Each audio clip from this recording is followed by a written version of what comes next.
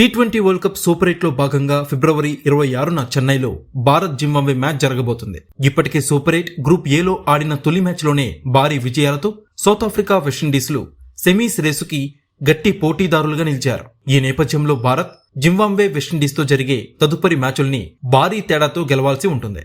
అప్పుడే net run rate కలిసొచ్చి super 8 నుంచి semis berth ఖరారు చేసుకోవచ్చు. ఈ నేపథ్యంలో భారత జట్టులో పలు మార్పులు తప్పేలా లేవు. ఇప్పటికే ఓపెనర్ అభిషేక్ శర్మ ఫామ్ పై టీమిండియా ఫ్యాన్స్ లో ఫుల్ కన్ఫ్యూజన్ నెలకొంది.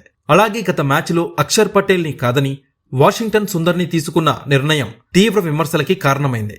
ఇలాంటి సమయంలో బ్యాటింగ్ ఆర్డర్ లో తప్పనిసరిగా చేయాల్సిన మార్పుల్ని టీమిండియా మాజీ పేసర్, వరల్డ్ కప్ లో అనలిస్ట్ గా ఉన్న ఇర్ఫాన్ పఠాన్ సూచించాడు. ఈ మార్పులు చేస్తే ఖచ్చితంగా సానుకూల ఫలితం ఉంటుందని కెప్టెన్ సూర్యకుమార్ యాదవ్ కి పఠాన్ సూచించాడు.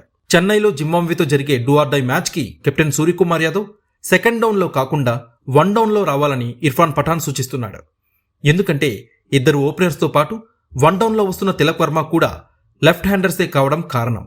దీనివల్ల ప్రత్యర్థి బౌలర్ల పని సులువవుతుంది అంటున్నాడు. అదే సూర్యకుమార్ యాదవ్ 1 డౌన్ లో వస్తే బౌలర్స్ ని ప్రెజర్లోకి నెట్టవచ్చని పఠాన్ సూచిస్తున్నాడు. ఇప్పటికే టీ20లో సూర్యకుమార్ యాదవ్ కి 1 డౌన్ లో వచ్చిన ఎక్స్పీరియన్స్ ఉంది. 40కి పైగా మ్యాచ్లాడి 1000కి పైగా పరుగులు చేసి 170కి పైగా స్ట్రైక్ రేట్ తో సూర్యకుమార్ యాదవ్ 1 డౌన్ లో తన సత్తా చాటుకున్నాడు. 1 డౌన్ లో వచ్చి సూర్యకుమార్ యాదవ్ హాఫ్ సెంచరీస్ బాదాడు, సెంచరీ కూడా నమోదు చేశాడు. సో సూర్యకుమార్ యాదవ్ ఖచ్చితంగా బ్యాటింగ్ ఆర్డర్ లో ప్రమోషన్ తీసుకోవాలని ఇర్ఫాన్ పఠాన్ సూచిస్తున్నాడు.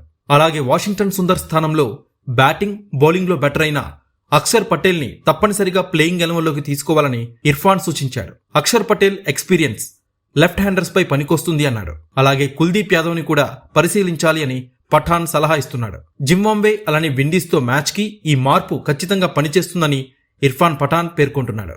మరి ఇర్ఫాన్ పఠాన్ సూచనలు టీమిండియాకి కలిసి వస్తాయా? మీ అభిప్రాయం ఏంటి? కామెంట్ సెక్షన్ లో పంచుకోండి.